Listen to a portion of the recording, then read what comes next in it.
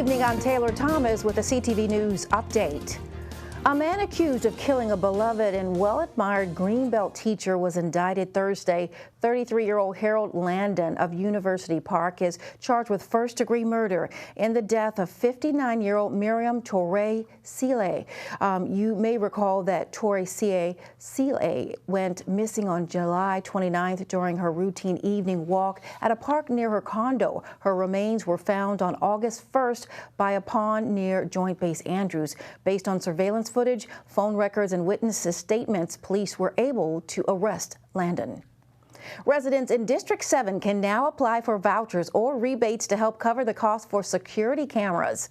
Councilwoman Crystal Orieta passed the measure and added the funding to the 2024 fiscal budget last year. It followed the death of 13-year-old Jays Agnew, who was shot to death as he raked leaves outside of his home. His killer remains on the loose today due to the lack of surveillance video or witnesses. The councilwoman says her program is different than the countywide program that has yet to launch.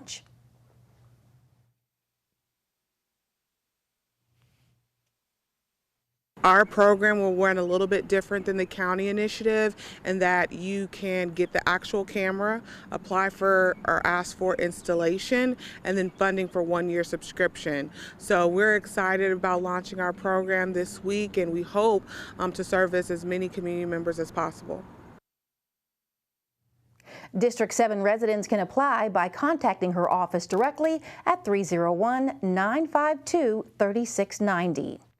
A drive-by shooting in Hyattsville on Thursday has left a 13-year-old girl in the hospital. According to witnesses, the girl was shot around 6:30 last night while jumping on a trampoline in the front of her house. The shooting occurred on the 5600 block of Hamilton Street, where a red car with at least 2 people opened fire. The teen was transported to a local hospital. She is expected to survive.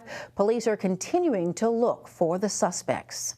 Bowie police say 4 juveniles crashed a stolen car into a fire hydrant, a parked car, and a utility pole before fleeing on foot.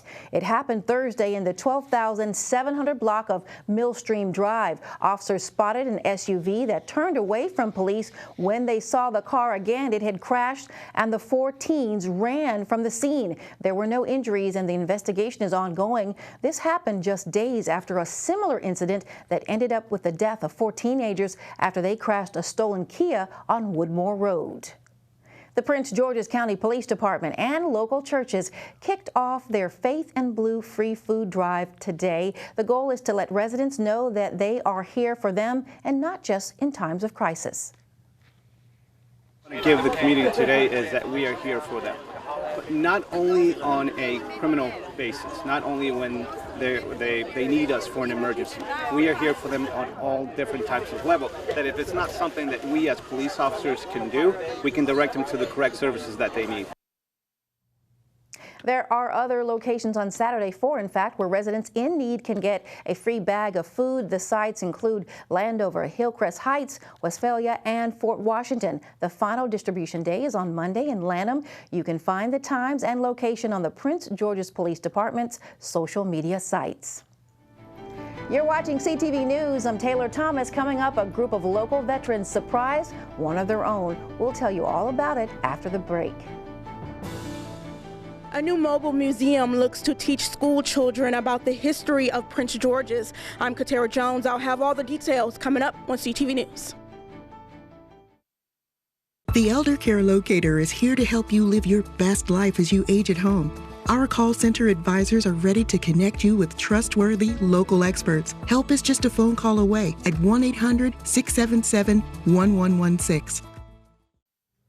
Good evening and welcome back. A Vietnam veteran gets the surprise of a lifetime today. The group Vets for Vets, along with Corvette owners, other military veterans, and local police met at a Lowe's in Clinton today. The mission was to surprise 74-year-old Ira Lewis, a retired Army vet. The group and its partners will be providing Lewis with a new roof, home appliances, and more, all for free. The Corvette owners got into their cars and traveled to Lewis's home to deliver the big news. I appreciate all you veterans, everybody that served in the military. Cool. One thing about us, our jobs never end. With the world being the way it is today, All of us have eyes, our jobs are never done. We still have to remain on duty, we still have to see things, we got to report things. We have multiple things to give him. We're going to take care of his light bill for a year, new roof, landscape his yard. Each veteran as of right now, because we're still gaining some sponsors and donations and stuff like that, averages anywhere between $65,000 to $75,000 worth of work for him. Lewis spent a combined 24 years in the Navy and Army. Congratulations to him on the free home renovation project. Well, Monday, October 9th will officially commemorate Indigenous Peoples Day. It's typically observed on the second Monday in October, the same day as Columbus Day. An increasing number of states and cities have begun to recognize the holiday, pivoting from a celebration of explorer Christopher Columbus to one focused on those whose lives and cultures were forever changed by colonialism. A lot of those children who are of Native ancestry are becoming more active and being making a lot of this aware of, Native peoples are still here, that we are just like anyone else, that we are lawyers, we're doctors, we're teachers, we're museum educators. For all the different ways you can celebrate Indigenous Peoples Day, visit americanindian.si.edu. As we mentioned, Monday is Indigenous Peoples Day and all Prince George's County offices will be closed. There will be no trash or recycling pickup. Also, the bus, which is operated by the Department of Public Works and Transportation, will operate on Monday except for Route 51X. Call-a-Bus will not be in service on Monday. Residents should also be aware that PGC 311 will be closed on Monday. For a complete list, you can visit princegeorgescounty.md.gov. A new interactive museum will be hitting the road, literally. It's called the Sankofa Mobile Museum, and we got a sneak peek inside with CTV News' Katara Jones in Upper Marlboro with more. I'm inside the new Sankofa Mobile Museum, which is run by the Prince George's Parks and Recreation Department. Now, every detail in this museum is designed to teach kids about the history of Prince George's, but history that they don't often get to see in their textbooks. Now, if you pan over here, you'll be able to take a look at this mural. Now, this mural is a group of women during the women's suffrage movement that were fighting for their right to vote. Due to the important social and economic role of taverns like hers, owners were rarely women. This is Margaret Adams. She was a free black woman who owned a popular tavern in Bladensburg that was once visited by President George Washington.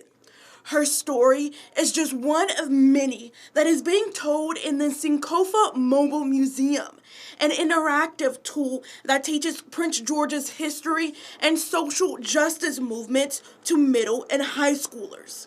The museum came about because we noticed that students weren't coming to our historic sites in large numbers, and we wanted to figure out why that was. So talking to teachers, to educators, we really found out that accessibility was a major cause. So Marvin's team went to work and created this traveling museum that includes murals, artifacts, and screens with augmented and virtual reality.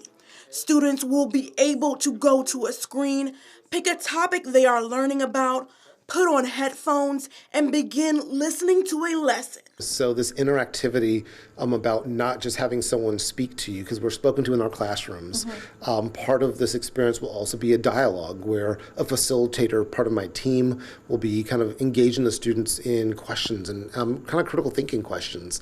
And so having this be interactive where they get to kind of choose and they get to kind of navigate their way through is so important. Officials say school children will learn about indigenous people like the Piscataway tribe that continues to live near the Chesapeake Bay.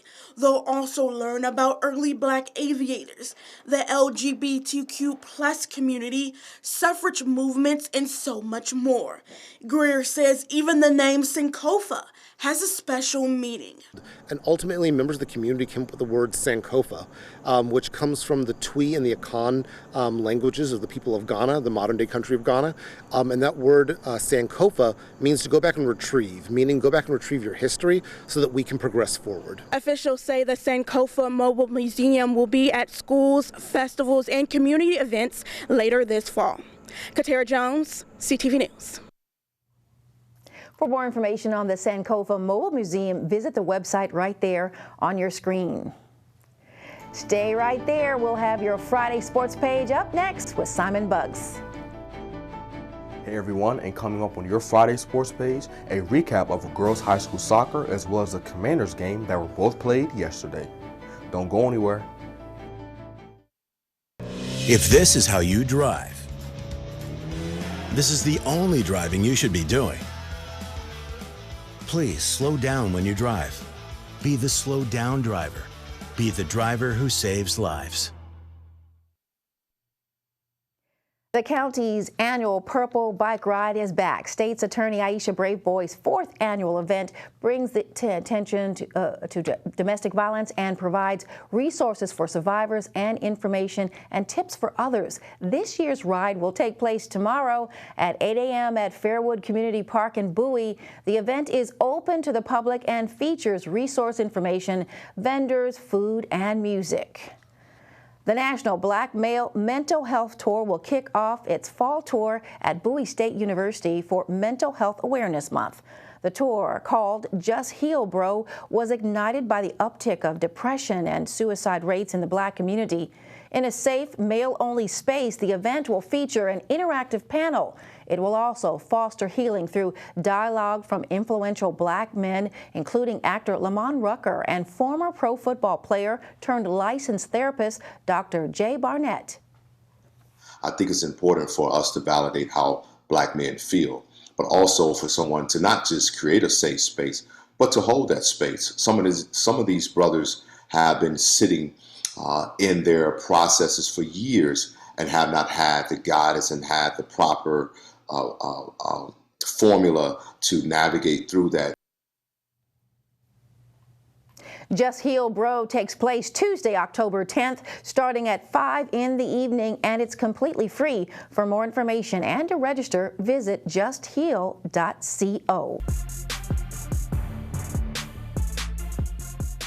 Okay everyone, we begin your Friday sports page with some soccer news. The Laurel High School girls soccer squad took the field yesterday afternoon against Bladensburg, and both teams had multiple highlights. In this first play, Lady Spartans forward Alexa Sosa took advantage of the penalty kick her team had, giving them their first goal of the afternoon. Another Lady Spartans forward, Alina Mondragon, made a nice kick that resulted in a goal after an assist by defender Stacy Mahami, making the score of the game 2-0. Switching to some Lady Mustangs highlights, wing and midfielder Fatima Romero made a nice kick to try and get her team on the board, but was just a little too strong, causing the ball to miss the goal. Lady Mustangs goalie Leslie Gomez made some nice plays as well, like this nice save to prevent a potential goal by Mondragon. But in the end, Laurel will come out on top 6-0. The Lady Spartans will be in action again on Tuesday versus Northwestern, while the Lady Mustangs will take the field again versus Wise on Tuesday as well. And that is your Friday sports page. Simon Buggs, CTV Sports. And that wraps up our newscast. Join us again on Tuesday. I'm Taylor Thomas. Good night.